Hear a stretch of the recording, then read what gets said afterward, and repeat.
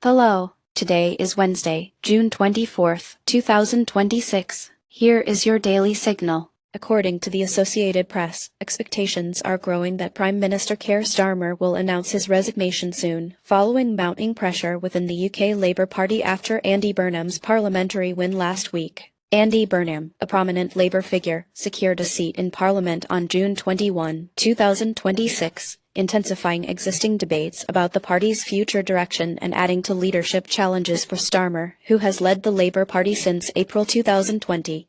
On June 22, 2026, Associated Press reported that Starmer may lay out a resignation timetable as early as Monday, following a surge in calls for leadership change from Labour MPs and party rivals like Burnham after his victory. Pressure on Starmer has rapidly escalated, with widespread demands for reform and new policies now echoing through the party. Near term, Labour could face a rapid leadership contest and realignment of its platform, with centrist and reformist factions possibly gaining ground, while media and public scrutiny will only deepen as the post-Starmer era begins.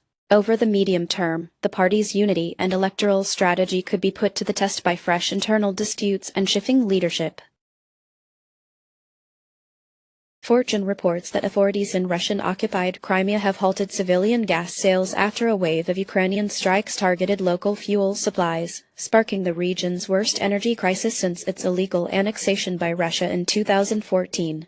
For context, intensified Ukrainian attacks through June 2026 have put severe pressure on energy security in Crimea, while ordinary residents now face soaring fuel costs, with black market prices reportedly doubling the official rate. On June 21, 2026, Fortune documented how speculators have stepped into the gap, selling gasoline to civilians at roughly twice the market price as a result of repeated Ukrainian targeting of fuel depots, directly causing the halt in sales for non-military consumers. The Russian-installed government oversees emergency rationing, but these disruptions leave Crimean citizens grappling with gas shortages that directly impact daily transportation and affordability.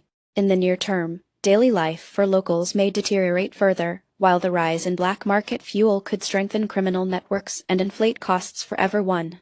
There is also likely to be increasing public anger at the Russian-backed authorities, and the persistent energy insecurity could further escalate geopolitical tension between Russia and Ukraine. Next Big Future highlights how the rise of drone walls and layered drone systems has created a modern battlefield stalemate reminiscent of World War I trench warfare, where large-scale land advances are nearly impossible for near-peer adversaries. In the new military landscape, incremental gains have become the standard, as advancements in drone-based warfare bring back the dynamics of attrition, fundamentally reshaping strategies and enforcing operational deadlocks. As reported on June 21, 2026, layered drone warfare continues to stall major offensives, with only minor territorial changes occurring as both sides invest heavily in unmanned aerial systems. Defense technology companies like Baykar, AeroVironment, and DJI play a pivotal role, while military leaders such as Ukraine's LT. Colonel Oleksandr Yakymenko help integrate drones tactically on the ground. Looking ahead, armies will likely pour resources into counter-drone measures to overcome entrenched stalemates, leading to doctrines focused on distributed sensors and defense. Over the medium term, these technologies not only slow the pace of conflict but could spread to militaries worldwide, intensifying arms races and driving a major shift in global defense strategies. Now, onto the markets. International markets broadly declined, with Germany's EWG falling over 1.3% and notable losses also reported in Japan's EWJ, which dropped 4.4% for the day. Italy's EWI and China's FXI also trended downward, with EWI down 1.7%. In commodities, gold GLD slid nearly 1.9%, while silver SLV tumbled by over 5%, marking some of the steepest declines in the group. U.S. oil USO edged lower by 1.2%, whereas carbon KRBN slipped 1.7%. Meanwhile, agriculture DBA remained almost flat. Among sectors, the S&P 500 SPY posted a 1.5% loss led by a sharp retreat in the semiconductor sector stocks, down nearly 7.9%.